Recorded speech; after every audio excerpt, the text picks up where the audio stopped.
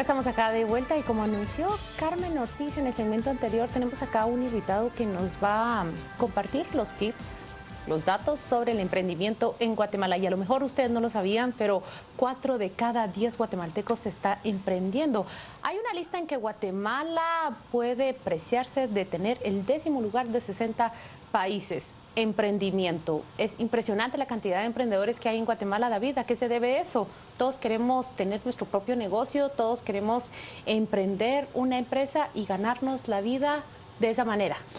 Bueno, gracias por el espacio. Pues primero que todo hay muchos elementos que considerar porque tenemos dos grandes grupos de emprendedores, personas que han identificado interesantes oportunidades y a pesar de tener alguna oportunidad de trabajo se lanzan y empiezan a poner un negocio, y también tenemos otro grupo de personas que ante la ausencia de oportunidades de empleo, una estrategia para generar ingresos es el poner un negocio. Entonces, en este rubro, generalizando, tenemos más o menos 2 millones de personas que hemos identificado que en Guatemala para generar ingresos tienen un negocio donde elaboran bienes o prestan algún servicio. Hablemos de quienes no tienen idea todavía, abonando un poco a lo que mencionabas de estos grandes grupos. Quienes lo van a hacer porque no encuentran trabajo y necesitan hacer algo para producir y pagar las cuentas, o quienes posiblemente teniendo un empleo no les alcanzan sus ingresos y tienen que complementar. La primera pregunta que se hacen es, ¿y yo qué puedo hacer? ¿Cómo identificar ese nicho de oportunidad para saber que ese emprendimiento vale la pena y puede ser rentable? Bueno, aquí lo que es más sencillo hacer es decir que no se debe hacer, y es el salir a imitar al vecino, porque cuando nosotros levantamos los datos encontramos que de todas las personas que tienen un negocio, el 32% la idea la generó copiando lo que hace el vecino. Y de alguna manera eso puede en el corto plazo generar beneficios, pero en algún momento se satura el mercado. Por la competencia. Exacto, y cuando uno va, por ejemplo, en la carretera, uno ve el clásico ejemplo de todas las personas vendiendo fruta. O cuando uno va y detiene su vehículo, tiene una gran cantidad de vendedores en diferentes semáforos vendiendo lo mismo. Y estoy poniendo ejemplos simples, pero de alguna manera lo que no se debe hacer es arrancar únicamente copiando al vecino, sino buscando esos espacios para agregar un poco de valor en las cosas. Espacios y talentos personales, quizás. Y más que todo espacios de capacitación, porque sin duda alguna, a medida de que los emprendedores adquieren conocimiento de cómo elaborar diferente algún producto que ya es muy tradicional en el mercado, cómo se reinventa, es ahí donde se empiezan a encontrar cosas muy interesantes. Hay varios innovadores en Estados Unidos que productos que son muy comunes, los han innovado y han tenido mucho éxito. Me acuerdo que Mónica de Celaya, que está en este proyecto también, comentaba que una gran innovación ha sido, por ejemplo, para las mujeres que tienen lipstick, hacerlo fácil de identificar, y tienen una forma como de huevito, se identifica en la cartera, y ese tipo de producto ha vendido más que los tradicionales. Entonces creo que es una manera diferente de hacer las cosas, y ya podemos ir viendo que en Guatemala el desafío es esos espacios en donde hay capacitación para ese tipo de Muy bien, cosas. nos ha dicho con una respuesta qué no hacer, pero también nos ha dicho qué hacer. 30% teme lanzarse, es un número bastante bajo. De 30% el temor los detiene, pero enfoquémonos en ese 70%. A pesar del temor, se lanzan. Esto es muy dado en el guatemalteco. ¿Ustedes identifican que sale a emprender a pesar de sus temores? Bueno, en Guatemala hay muchos elementos que no necesariamente juegan a favor del emprendedor. Por ejemplo, si uno es emprendedor, tiene 1.3 veces más posibilidad de ser asaltado, de ser extorsionado o de sufrir algún tipo de acto de violencia. Y es porque uno está más expuesto. ¿Qué los incentiva entonces? ¿Qué hace que el 70%, además de la necesidad, a pesar de sus temores, se lance? Bueno, primero es, como bien lo había dicho Carmen, es la necesidad. Segundo es esa búsqueda de independencia, el hecho que las personas puedan ser sus propios jefes y tener esa flexibilidad hace que por lo menos un 40% de los emprendedores lo hagan porque les gusta esa independencia. Flexibilidad, David, pero según algunas estadísticas, el emprendedor trabaja más que alguien que está empleado en el sector formal de la economía, por ejemplo. Sí, De hecho, el punto de la flexibilidad es el ser su propio jefe, el entender que de alguna manera se puede generar un legado, porque otro dato que nosotros hemos capturado es que el 45% de los emprendedores también tuvieron padres que son emprendedores. Entonces también existe... Es una conducta. Existe alguna herencia, aprendida. Existe alguna aspiración que se hereda en los círculos familiares que van explicando un poco por qué hay muchos emprendedores que se lanzan a pesar de los Esto es muy desafíos. parecido al hijo del abogado. También se hace abogado. También, pero yo más admiro a aquellas personas que sin tener un antecedente se lanzan. ¿Es posible? Es mi pregunta. Yo he tenido infinidad de veces la intención de ser emprendedora, pero a mí el temor es lo que me frena, y además porque sé que yo para las ventas no soy buena. Pero ¿hasta dónde es sabio lanzarse a capela en este tipo de aventuras? Y quiero decir a capela, lanzarse únicamente con una idea, con un pequeño capital semilla y empezar a hacer lo propio sin buscar asistencia, por ejemplo, o sin buscar complementar mis competencias y mis habilidades con posiblemente las competencias y habilidades de otras personas, sean familiares o sean amigos a mi alrededor, que pueden ayudarme a moldear y hacer crecer esa idea. Sí, en ese caso creo que la respuesta es dependiendo qué tanto se esté arriesgando, porque de alguna manera uno puede empezar a poner negocios como hobby y un deporte en donde puedo destinar una parte de mis ingresos y de mi tiempo para ir probando, pero si en realidad yo estoy haciendo inversiones considerables, ahí es donde es importante ya empezar a buscar, uno, asesoría, dos, informarse. Por ejemplo, si bien muchos de los emprendimientos que nosotros encontramos en Guatemala no se registran formalmente, los que se registran formalmente ya van teniendo costos de funcionamiento que no se pueden tirar a la basura si se toman decisiones a la ligera. Entonces creo que ahí ya va dependiendo de la naturaleza del negocio del que estemos platicando. Yo creo que tenemos que ir a un corte, pero quiero aprovechar para que al volver pongamos también sobre la mesa ese tipo de emprendimiento que tiene el guatemalteco. ¿De qué estamos hablando acá? ¿De tiendas de barrio, de pequeños cafés o de grandes empresas e industrias? Quédense con nosotros que al volver vamos a tratar estos temas.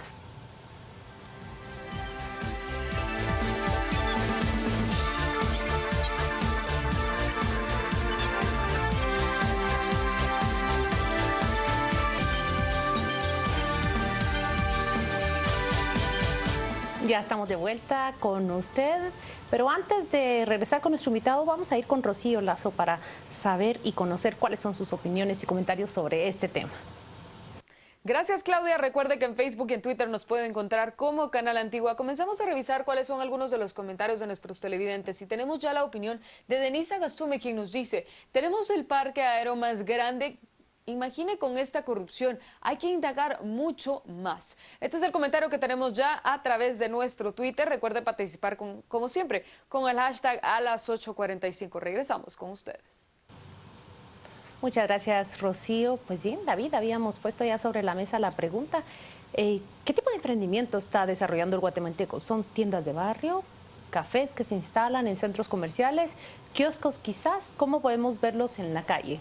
Bueno, antes de responder a esta pregunta es importante entender que la metodología de nuestro estudio es una metodología que tiene representatividad a nivel nacional. Entonces pueden haber muchos emprendedores entusiastas que quizá hoy nos escuchan y que cuando diga muchas de esas características no se van a ver representados, porque en sí la gran mayoría de emprendedores son emprendedores de pequeña escala, que hicieron una inversión inicial de $1,000. Hasta 10,000, ¿verdad? 7,500 quetzales, la mayoría, el 50% fue lo que invirtió para arrancar el negocio. Entonces eso de alguna manera va definiendo la escala que tienen los negocios y la naturaleza del mismo, porque el 70% se enfoca en actividades orientadas al consumo, y por actividades orientadas al consumo me refiero a, por ejemplo, venta de comida, venta de ropa, venta de fruta, ventas al detalle, que de alguna manera son negocios son de consumo y dan rápido retorno, como uno dice, le puede uno dar vuelta al dinero de una manera más fácil y más rápida. Entonces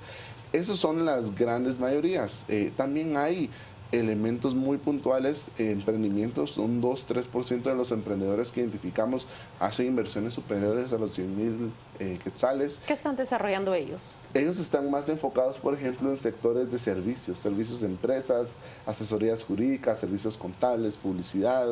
Es otro tipo de emprendedores con otras características demográficas que es lo que uno quisiera que fuera lo que más abundara y empezar a ayudar a Guatemala a resolver ese desafío de generación de empleo que tiene. Pero me queda a mí la sensación que la clave es, en la medida de lo posible, no lanzarse solo al agua, sino que poder evaluar con un grupo de expertos, de gente que sepa la viabilidad de mi idea. Yo puedo pensar que mi idea es maravillosa, pero posiblemente, pues, ya sea financieramente o técnicamente, no sea así. Por eso es que han emergido ahora esta nueva idea de las incubadoras de negocios, en donde uno llega aparentemente, entiendo, con su idea, y hay un grupo de personas que le dicen, bueno, sí, su idea promete, su idea tiene futuro. Quienes le digan a uno, no, definitivamente no, busque otra cosa, otra idea. Pero si tu idea es buena, te acompañan durante todo el proceso.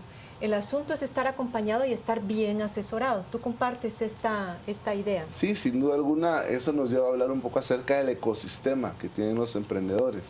Y eso es algo que en los últimos 5 o 6 años ha cobrado mucho dinamismo. Se ha desarrollado más en Guatemala. Y vemos que ahora hay más espacios. Sin embargo, son espacios muy metropolitanos, son espacios muy a nivel de personas que tienen conexión con universidades. De lo urbano, que tiene acceso a ese tipo de ese tema servicios. quería llegar yo, Exacto. porque el emprendimiento se suele imaginar uno, el empresario, vestido de cierta manera, desarrollándose en un ambiente que todos creemos establecido, pero hablamos poco del emprendedor rural, ese que no tiene acceso a toda la infraestructura, no solo física, sino financiera, educativa y de información. Y sin embargo, hay emprendimiento en el área rural. Háblanos de esos emprendimientos y de cuáles son las dificultades que deben sortear.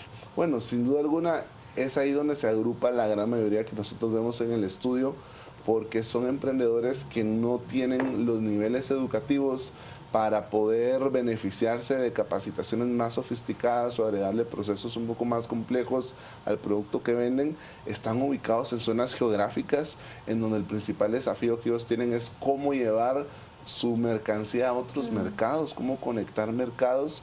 Y tercero, el tener el acceso, por ejemplo, a instrumentos financieros que no sean tan costosos, porque de alguna manera la presencia de algunas fuentes de financiamiento en esos lugares pues existe, pero tiene una tasa de interés tan elevada que hace que los emprendimientos sean muy costosos y tengan muchos desafíos para agregar valor y para consolidarse en el tiempo.